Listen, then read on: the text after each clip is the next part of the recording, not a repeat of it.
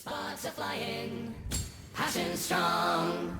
I am the blacksmith singing the hammer and the anvil song. The Demiurge in Africa and in the movies Wakanda Forever and Black Adam. So when you do research on the character of the Demiurge, it usually goes back to Gnosticism, Platonism, and Pythagoreanism, different European philosophies and theologies. But the purpose of this video is just to talk about some of the terms and symbols associated with the Demiurge that can be found in African theology, mythology, and philosophy, and also show how those symbols and terminology show up in the movies Wakanda Forever and Black Adam. I talk about the Demiurge briefly in my video Ogun to Sangoma, but this video I just want to talk about it in more depth. So for starters, what is the Demiurge? In philosophy, theology, and mythology, the Demiurge is an artesian-like deity who creates and fashions the world using science, technology, engineering, and math. Examples of demiurges include Ptah, Atum, Khnum, all from ancient Egypt, Ogun from West Africa, Urugu from West Africa, Thor, Vulcan, Hephaestus, all from Europe, and Quetzalcoatl from the Middle East. So in Gnosticism, Platonism, and Pythagoreanism, the Demiurge is considered subordinate to the Supreme Being. The Demiurge is considered the god of the Bible, i.e. a hero, and regarded as the originator of evil, i.e. a villain. The Demiurge is called Yadabao, meaning son of chaos, and also called Samael, the fallen archangel. Also, the Demiurge is considered the maker of Adam, the first man. In the movies Black Adam and Wakanda Forever, both Black Adam and Namor are considered anti-heroes, both heroes and villains, just like the Demiurge. So Black Adam was first alluded to in the Shazam movies as the fallen one, missing from the below scene indicated by the open chair on the right. So Black Adam was the fallen angel or fallen archangel, Samael, the Demiurge. In Gnosticism, the Demiurge is at odds with the Supreme Being Sophia, meaning wisdom, who is the female he came from. Using the Hebrew Bast cipher, the letters SWPY in Hebrew, Sophia, become BPWMT, Baphomet.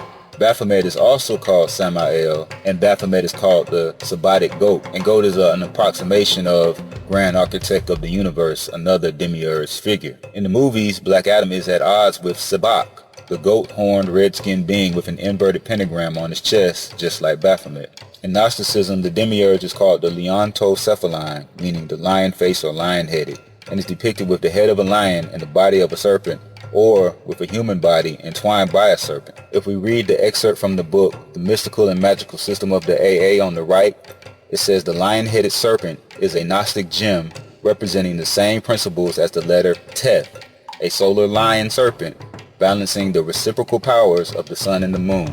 In the movies, Black Adam's original name was Teth Adam. Remember that the lion-headed serpent represented Teth. Black Adam was further symbolic of the Demiurge because his first words in the movie was to evaluate the technology of humans by saying, "Your magic is weak." In the movie Wakanda Forever, Namor is called the Feather Serpent, who emerges from water. The poster of Wakanda Forever shows the Black Panther, or Panthera Leo, over the Feathered Serpent, who is Namor, which is more symbolism of the lion-headed serpent. And back in 2020, Chadwick Boseman, who played the Black Panther and also played number 42, and Kobe Bryant, who was called the Black Mamba, who was number 24, both died. And somebody created this artwork online that had the Black Panther, or Panthera Leo, over the Black Mamba, or the serpent body, another symbolism of the lion-headed serpent. In ancient Egypt, both Ptah and Atum can be considered the Demiurge. Atum in his younger form is called Nefertem, is the son of Ptah and the lion-headed goddess Sekhmet, and Nefertem is depicted with the head of a lion and a lotus flower, and Atum is sometimes depicted with the body of a snake or riding a feathered serpent. A few quotes from Stolen Legacy. By making contact with Ptah, Atum immediately received the attributes of Ptah's creative thought and speech and omnipotence and became the instrument and the logos and the Demiurge, through whom the task of creation was undertaken and completed. Stolen Legacy, page 75. Another quote, Ptah representing mind, thought, and creative utterance, while Atum joins himself to Ptah and acts as Demiurge and executes the work of creation. Creation was accomplished by the unity of two creative principles, Ptah and Atum, i.e. the unity of the mind or nous with logos or creative utterance. Atum was the Demiurge or intermediate god in creation. He was also sun god or fire god. Stolen Legacy, page 101. In ancient Egypt, there is an image of Atum Re, grasping the feathered serpent in the 11th hour from the book of the hidden chamber of the 12 hours of the night, tomb of Pharaoh Thutmose III. So we literally see Atum riding a feathered serpent. And in this artifact from the Brooklyn Museum, we see Atum depicted with the body of a snake. In philosophy and science, the words Atum, Atum, and Atom are all phonetically similar and thought to be the first, but preceded by something else. In ancient Egypt, Atum is considered the first god, but he's preceded by Ptah. In science, the atom is considered the first particle, but is preceded by the fundamental particles of quarks and electrons. And in religion, Adam is considered the first man, but he's preceded by people in the land of Nod, as indicated in the book of Genesis, chapter 4, verses 14 through 22. In the movies Wakanda Forever, one of the characters will be named Atuma. And in the movie Black Adam, a character is featured named Atom Smasher, who is friends with Black Adam. So we see how they're depicting Adam, Atum, and Atom through those two movies. In ancient Egypt, the triad of Ptah as creator, Sekhmet as destroyer, and Atum or Nefertem as completer in Kemet is similar to the triad of Brahma as creator, Shiva as destroyer, and Vishnu as completer in India. Ptah is symbolized by the Apis bull, and Brahma is also symbolized by the Brahma bull. Narasimha, an avatar of Vishnu, is depicted with the head of a lion and the body of a man, and Nefertem is also depicted with the head of a lion and the body of a man.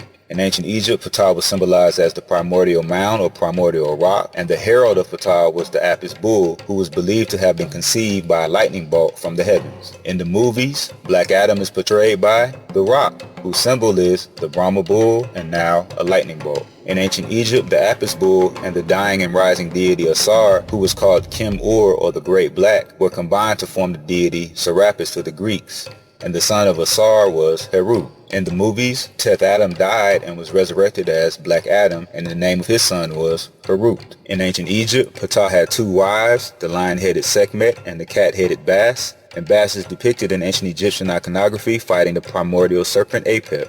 In the movies on Wakanda Forever, Bast is the name of the deity of the Panther tribe, and the Panther tribe fights with Namor, the feathered serpent. In ancient Kusha Nubia, the son of Ptah and Bast is named Apedemak, and depicted on a temple called Naga with the head of a lion and the body of a serpent emerging from a lotus. Now the movies The Woman King, Black Adam, and Wakanda Forever were released in successive months of September, October, and November, or SON. The movie The Woman King depicts a female monarch who was also a warrior. However, this did not occur in the kingdom of Benin.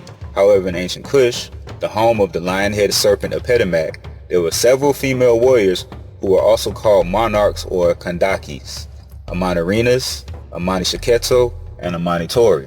In the movie Black Adam, Teth Adam is from a land called Kahndaq, where the people are called Kandake. The movie Black Adam also includes a female character named Cyclone, who has power over the wind, tornadoes, whirlwinds, and cyclones. And in West Africa, Oya is the name of a female Orisha who was the first wife of the Demiurge Ogun. Oya has power over wind, tornadoes, whirlwinds, and cyclones, lightning, and violent storms. Ogun, the West African Demiurge, is considered the god of iron and blacksmiths, or Iron Man. And the movie Wakanda Forever will introduce the character of Riri Williams, aka Ironheart, who is a female version of Iron Man. In the movie, Riri Williams will work with the African Secret Society of Wakanda. In West Africa, Onile is the name of the earth goddess of the Yoruba. She is considered the African goddess of blacksmithing and a female version of Ogun, or a female Iron Man, and revered by the Ogbani Secret Society in Africa. So in conclusion, the stories and symbolism related to the Demiurge have been a part of human culture for thousands of years and are now being told in modern times in the movies. The symbolism around the Demiurge represents the sun and the apotheosis of science, which can both be a hero or villain, aka an anti-hero, relative to different people's perspectives.